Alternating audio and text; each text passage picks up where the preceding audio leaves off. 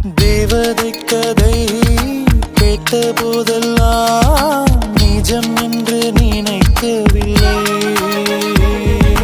நேரில் உன்னையே பார்த்த பின்பு நான் நம்பிவிட்டேன், மறுக்கவில்லை.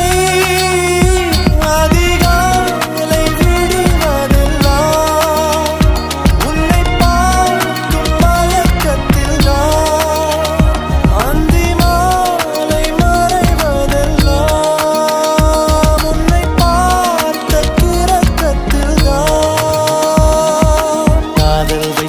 காதல் வைத்து காத்திருந்தேன், காற்றில் உந்தன் குரல் மட்டும் கேட்டிருந்தேன்.